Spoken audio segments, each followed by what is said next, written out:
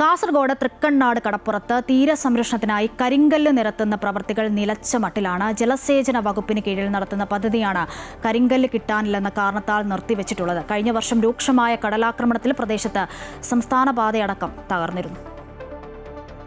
കഴിഞ്ഞ മഴക്കാലത്ത് രൂക്ഷമായ കടലാക്രമണം നേരിട്ട തൃക്കണ്ണാട് കടപ്പുറത്ത് മൺസൂൺ ആരംഭത്തിന് മുൻപ് വലിയ കരിങ്കല്ലുകൾ നിരത്തുവാനുള്ള പദ്ധതിയാണ് കരിങ്കല്ല് കിട്ടാത്തതിനാൽ ആഴ്ചകളായി നിലച്ചിരിക്കുന്നത്.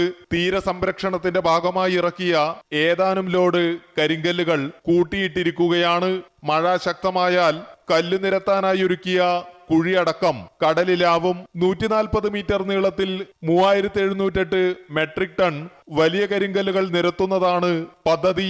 കഴിഞ്ഞ മഴക്കാലത്ത് 30 മീറ്ററോളം തീരപ്രദേശം കടലെടുത്ത് തൃക്കണ്ണാട്ട് സംസ്ഥാന പാതയടക്കം തകർന്നിരുന്നു. തൃക്കണ്ണാട് ശിവക്ഷേത്രത്തിന്റെ പള്ളിവേട്ട മണ്ഡപം ഉൾപ്പെടെ കടലേറ്റത്തിൽ നശിച്ച സ്ഥലത്താണ് പ്രവർത്തികൾ എങ്ങുമെത്താത്ത നിലയിലായത്. സ്വകാര്യ വ്യക്തിയുടെ ക്വാറിയിൽ നിന്ന് കരിങ്കല്ല് പൊട്ടിച്ചെടുക്കുന്നത് നാട്ടുകാർ എതിർത്തതോടെ കരിങ്കല്ല് വരവ് നിലയ്ക്കുകയായിരുന്നു.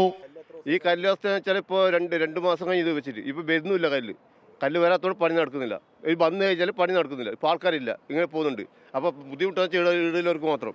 പിന്നെ അമ്പലത്തിൽ വരുന്നവർക്ക് ഭയങ്കര പ്രശ്നമാണ് വരുന്നത്. വഴി ഇടാനും കാര്യങ്ങൾ ചെയ്യാൻ വേണ്ടിയിട്ട് ഈ നമ്മൾ തന്നെ അവർക്കെല്ലാം വഴി കാട്ടി കൊടുക്കണം, വന്ന് നിൽക്കണം. ഇതുകൊണ്ട് എല്ലാം കൊണ്ട് പ്രശ്നമാണ് ഇവിടെ വരുന്നത്. ഒന്നും നടക്കുന്നില്ല ഇവിടെ. കഴിഞ്ഞ വർഷം വലിയ കടലാക്രമണമുണ്ട്. വലിയ കടൽ വെച്ചാൽ കഴിഞ്ഞ വർഷം വലിയ ആക്രമിച്ച വലിയ അമ്പലം പോയി വിടുന്നു. 2 അമ്പലം നഷ്ടപ്പെട്ട്, കുറേ സ്ഥലം നഷ്ടപ്പെട്ട്, എല്ലാം നഷ്ടപ്പെട്ട്. അങ്ങനെ സംഭവിച്ചു. ആ സംഭവത്തിൽ അത് പോയി കൊണ്ടിട്ടത്. ഈ കൊണ്ടിട്ടാലും ചെയ്യുന്നില്ല. അതിങ്ങനെ പോകുന്നുണ്ട് ഇങ്ങനെ ഇട്ടിട്ട്.